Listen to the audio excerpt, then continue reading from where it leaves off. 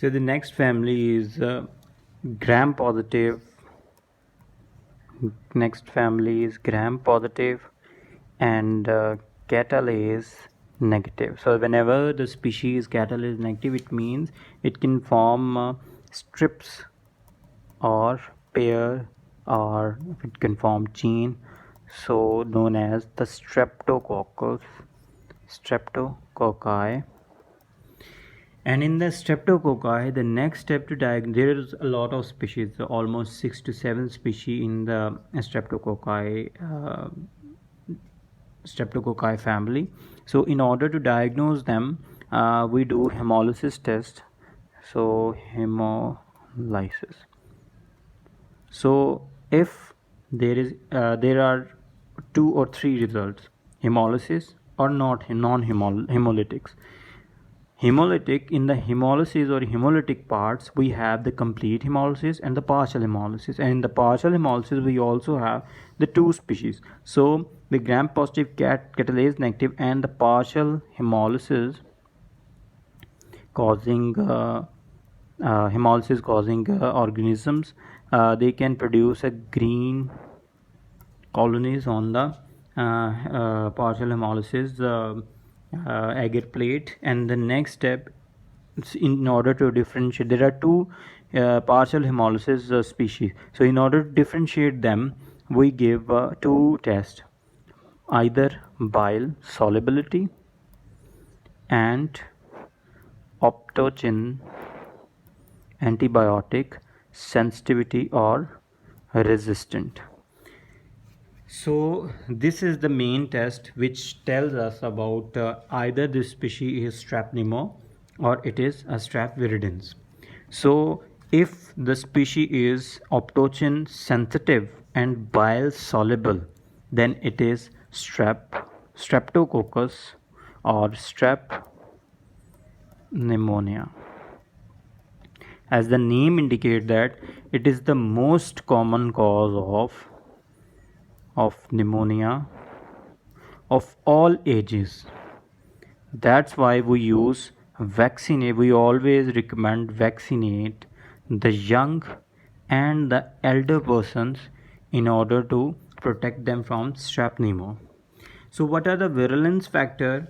Strep pneumo is encapsulated, so it is important, it is encapsulated, so it is a please shine my skis, one of the please shine my skis organism, and they are important in the patient having immunodeficiency, especially the C5 or C9 MAC deficient, the encapsulated organism, especially the strep pneumo is important in causing diseases in the patient having C5 C9 MAC deficient along with Neisseria.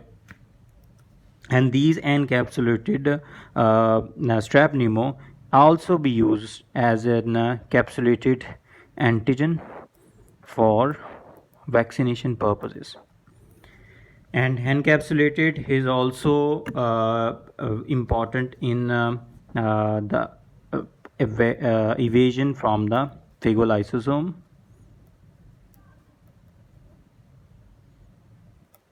And these encapsulated organism, if the person is asplenic or hyposplenic, especially in the sickle cell disease, hyposplenic sickle cell disease, then these encapsulated organism including strep pneumo can cause infection in those patients. So it is the most common cause of pneumonia, most common cause of meningitis in all cases. And that's why we recommend vaccination in order to protect those patients from this organism. It is also cause community acquired lobar pneumonia, giving the rusty sputum, especially in the patient which are asplenic. So asplenic, hyposplenic sickle cell disease patient causes having the community acquired lobar pneumonia, having rusty sputum. Also it can causes sinusitis and otitis media in children. The next virulence factor of this is it's a lancet shaped diplococcus having IgA proteases, and this IgA protease is important in dissolving the hinge part of the IgA immunoglobulin in order to cause the mucosal infections, especially the sinusitis and otitis media. So this is all about the strep pneumo bacteria. We have discussed all the important and relevant toxin and problems. It is also producing adhesins in order to adhere to the epithelial surfaces, and also pneumolysine to cause pneumonia. The next one is viridins and viridins viridins is also gram positive, cat negative, streptococcus partial hemolysis, but it is bile insoluble and optochin resistant. It is a normal flora of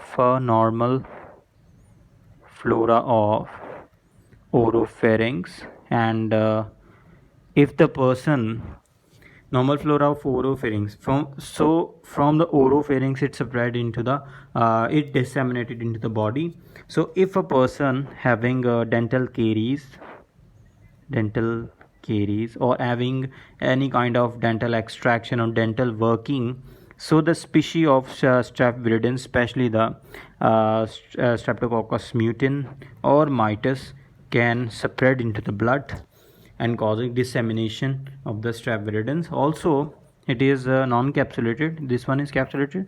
Also there is a species of strep viridans which is known as sanguinis. It produces dextrons, and these dextrons bind to the fibrin, leading to the platelets aggregation, and these aggregation are pretty much important on the damaged valve, not intact wall problem is on the staph section. So that if a person having pre-existing rheumatic fever or any valvular disease or any congenital heart problem, then the congenital heart problem, and he or she can do some dental working, so that dental flora disseminate from the dental bloodstream and causes the produces dextron which bind to fibrin, causes platelet aggregation on the damaged wall and leading to subacute infective endocarditis.